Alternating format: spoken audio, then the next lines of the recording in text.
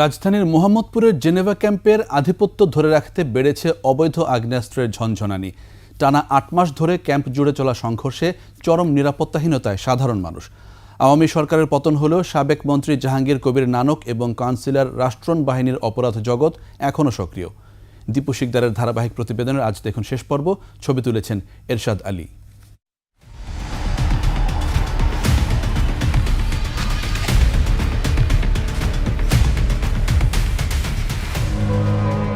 সম্প্রতি আওয়ামী লীগ নেতা জাহাঙ্গীর কবির নানক এবং ওয়ার্ড কাউন্সিলর রাষ্ট্রণ বাহিনীর গুলিতে আহত হয় এই শিশুটি।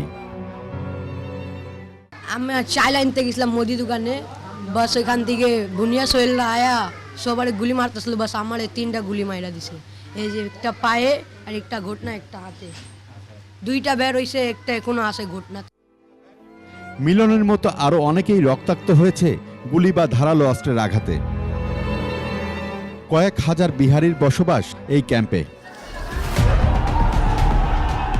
দুপক্ষের মধ্যে দফায় দফায় এমন রক্তক্ষয়ী সংঘর্ষ চলছে টানা ৮ মাস ধরে। এলাকাবাসীর অভিযোগ, ক্যাম্পের আধিপত্য ধরে রাখতে মাদক ব্যবসায়ীরা উন্মাদ হয়ে উঠেছে অস্ত্র ব্যবহারের প্রতিযোগিতায়। ৮ মাস ধরে অনেক কিছু করতেছে, মানুষের উপরও হ্যারাসমেন্ট করতেছে। বাচ্চারা স্কুলে যাইতে পারছে না, বেরিয়ে হতে পারতেছে না। আর মোহাম্মদপুর থানা দিয়ে যেগুলো অস্ত্র এরা নিয়ে আসছে, এটা দিয়ে মানুষকে হত্যা করতেছে। এই যে আমি খাটনি করে বাসা দিয়ে ঘুমাইতে পারি না, একই ব্যবসা, এইসব বন্ধ করে না, পিস্তল নিয়ে গড়ি করে।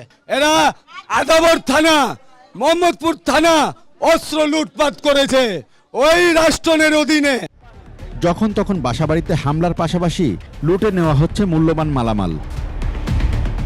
এমন ত্রাসের রাজত্বে আতঙ্কের মধ্যে দিন কাটছে নিরীহ মানুষদের। পোলা পান্ডা এসে আমাদের শাটারে কোপাইছে, পুরা শাটার নষ্ট করে আলেছিল। এলেগে আপনার চাপাটি নিয়ে 3বার পেট্রোল বম মারছে, গুলাগালি করছে।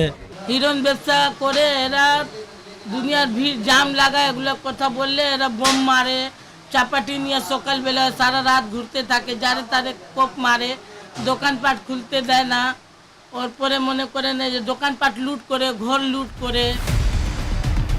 অভিযুক্তদের বক্তব্য নেওয়ার চেষ্টা করা হলে 21-এর ক্যামেরার সামনে কিছু বলতে চাননি তারা।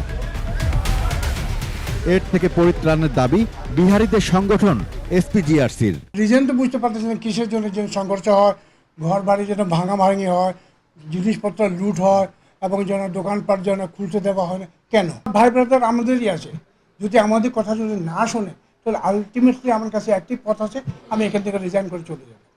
জেনেভা ক্যাম্পে শান্তি ফিরিয়ে আনতে আর কোনো ছাড় নয় বলে জানায় পুলিশ। আমরা জানি যে ওখানে কিছু অস্ত্র গিয়েছে, শুধু মোহাম্মদপুর ক্যাম্প না, বাহিরেও কিছু সন্ত্রাসীদের কাছে পুলিশের হারিয়ে যাওয়া অস্ত্র এবং পুলিশের অস্ত্রাগারে অস্ত্র ছিল, সেগুলোও কিছু হারিয়ে গেছে। এই অপরাধে স্বর্গরাজ্যের মাস্টার মাইন্ডদের ক্ষেত্রে জিরো টলারেন্সের কথাও বলছেন তারা। দীপু শিকদার, 21 টেলিভিশন, ঢাকা।